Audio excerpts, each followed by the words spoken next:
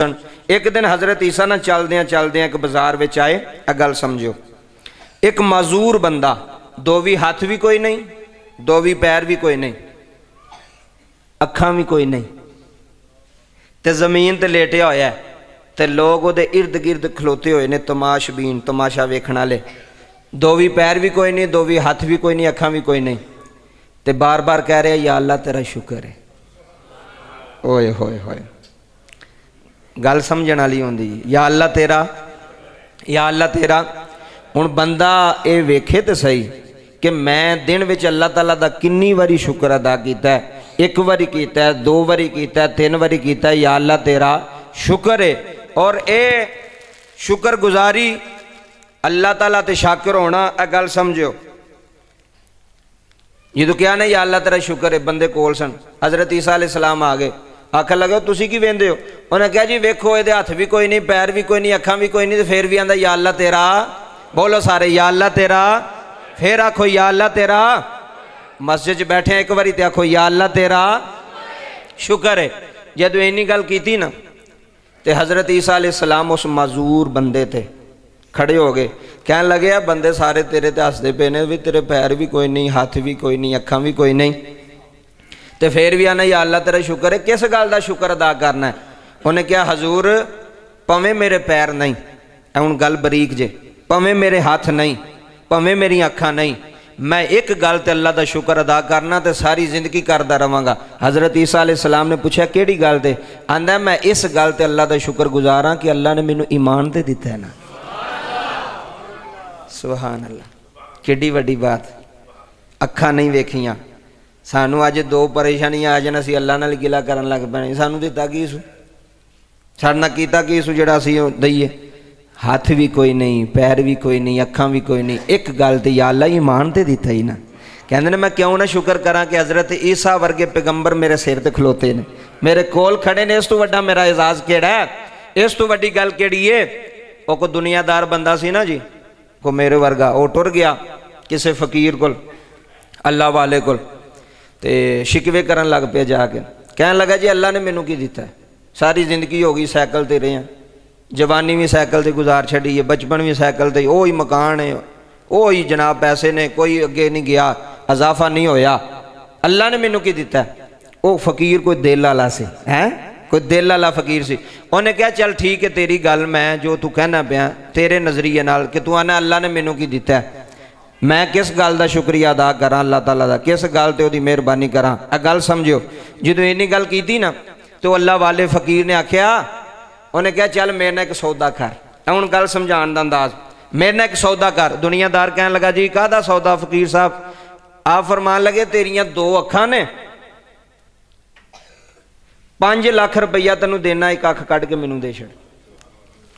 हाय हाय हाय जी, किसी के उत्तों की गुजर जानी, किसी के दिल पर असर कर जानी। उन्हें कहा तू जो कहना अल्लाह ने मैनू कुछ नहीं दिता, दो अखां है नहीं? उन्हें क्या है? 5 लाख रुपया तो हुणे तेनू देना, छुरी मेरे कोल ही फाड़, अख कढ़ के मैनू दे। हसन लग पे, कहना जी अख किवें कड्डां जी, मैं तो अन्ना हो जाऊंगा, मेरी तो अख निकल गई तो वेखांगा किवें? फरमाया झलिया मैं 5 लाख छड़ के 10 लाख देना, दो भी दे छड़। आखन लगा नहीं। फरमाया झलिया 10 लाख तू मैं तेनू देना पे, तो तू अखां नहीं देंदा, तो समझ वो किन्ने दी अखां तेनू ने अता कीतियां ने, तू ते एक अख का शुक्रिया अदा नहीं पे करदा। तुहानू को कवे, मैनू को कवे मैं तुहानू 20 लाख रुपया देना, अपनी अखां कट के दोगे? तुहानू किन्ने दित्तियां ने? पैसे ले सू किसे बंदे कोलों? सारा मजमा जो बैठा किसी बंदे को अल्लाह ने आख्या हो दो 30,000 रुपया तुहानू अख दी, और दो 2 लाख रुपया तुहानू 2 कान दिते ने सुनने वाले। हकीम अब्दुल हई साहब रहमतुल्लाह अलैह, सुनो फकीर की गल, दरवेश की। आप फरमान लगे ओ मेरा अल्लाह एडा करीम है, उन्हें थोड़े जे हिस्से विच, थोड़े जे हिस्से विच 4 मशीनां फिट कीतियां ने। आए हाय, समझण वाले बंदे वास्ते उन्हें थोड़े जे हिस्से विच कितनियां मशीनां? ए वेखो जी, ए वेखो इथों लैके इथों तक 4 मशीनां फिट कीतियां जो उन्हें, तो मशीनां भी बड़ियां वड्डियां। कोई फकीरां दी गल है, फकीर रमज जानते हैं दरवेशां दी गल। फरमाया पहली मशीन वेखण दी, ए वेख पहली मशीन वेखण दी फिट की, दूसरी मशीन सूंघण दी, इधर वेखो, ਜਦੋਂ ਬੰਦਾ ਕੋਈ ਚੀਜ਼ ਖਾਣ ਲੱਗਦਾ ਚੀਜ਼ ਖਰਾਬ ਹੋ ਜਾਏ ਕਿਵੇਂ ਪਤਾ ਲੱਗਦਾ? ਬੋਲੋ। ਸੁੰਘਦਾ ਬੰਦਾ, ਯਾਰ ਮੈਨੂੰ ਚੈੱਕ ਕਰਾਂ, ਸੁੰਘਿਆ ਬੰਦੇ ਨੂੰ ਪਤਾ ਲੱਗ ਗਿਆ ਚੀਜ਼ ਖਰਾਬ ਹੈ। ਫਰਮਾਇਆ ਦੂਸਰੀ ਮਸ਼ੀਨ ਸੁੰਘਣ ਦੀ ਫਿੱਟ ਕੀਤੀ ਸੀ, ਤੀਸਰੀ ਮਸ਼ੀਨ ਸੁਣਨ ਦੀ। ਕੋਈ ਕਾਰੀਗਰ ਐਸਾ ਵਿਖਾਵੇ ਇੰਨੀ ਜਗ੍ਹਾ ਤੇ ਏਡੀਆਂ ਵੱਡੀਆਂ ਮਸ਼ੀਨਾਂ ਫਿੱਟ ਕਰ ਛੱਡੇ। ਇਹ ਮੇਰਾ ਅੱਲਾ ਹੀ, ਇਹ ਪਰਵਰਦੀਗਾਰ ਹੀ। ਚੌਥੀ ਮਸ਼ੀਨ ਇਹ ਵੇਖੋ, ਚੱਖਣ ਦੀ, ਬੋਲਣ ਦੀ। ਤੇਰੀ ਜ਼ੁਬਾਨ ਚੱਖਦੀ ਹੈ ਜ਼ਾਇਕਾ, ਤੇਰੇ ਲੱਭ ਬੋਲਦੇ ਨੇ। ਇੰਨੀਆਂ ਮਸ਼ੀਨਾਂ ਫਿੱਟ ਕਰ ਛੜੀਆਂ ਸੋ ਛੋਟੇ ਜਿਹੇ ਹਿੱਸੇ ਵਿੱਚ। ਫਿਰ ਹੈ ਨਾ ਕਰੀਮ, ਫਿਰ ਹੈ ਨਾ ਰਹੀਮ। ਸ਼ੁਕਰ ਅਦਾ ਕਰ ਜੇ ਤੇਰੇ ਹੱਥ ਪੈਰ ਸਲਾਮਤ ਨੇ ਤੇ ਉਹਨਾਂ ਲੂਲਿਆਂ ਲੰਗੜਿਆਂ ਨੂੰ ਵੇਖ ਕੇ ਸ਼ੁਕਰ ਅਦਾ ਕਰ ਵੀ ਟੁਰਨਾ ਤੇ ਐਵੇਂ ਨਾ। ਇਹ ਜਦੋਂ ਕਸਮੇ ਅੱਲਾ ਦੀ, ਇਹ ਕੋਈ ਤਾਰੀਫ ਵਾਸਤੇ ਨਹੀਂ ਗੱਲ, ਇਹ ਸਮਝਾਉਣ ਵਾਸਤੇ। ਇਹ ਜਦੋਂ ਖਲੋ ਕੇ ਨਮਾਜ਼ ਪੜ੍ਹੀ ਦੀ ਹੈ ਨਾ ਤੇ ਕੁਰਸੀ ਵਾਲਿਆਂ ਨੂੰ ਵੇਖ ਕੇ ਨਾ ਤੇ ਬੜਾ ਉਹਦਾ ਸ਼ੁਕਰ ਅਦਾ ਕਰੀਦਾ ਵੀ ਕਿਤੇ ਕੁਰਸੀ ਤੇ ਨਹੀਂ ਸੀ ਬਿਠਾ ਛੱਡਿਆ,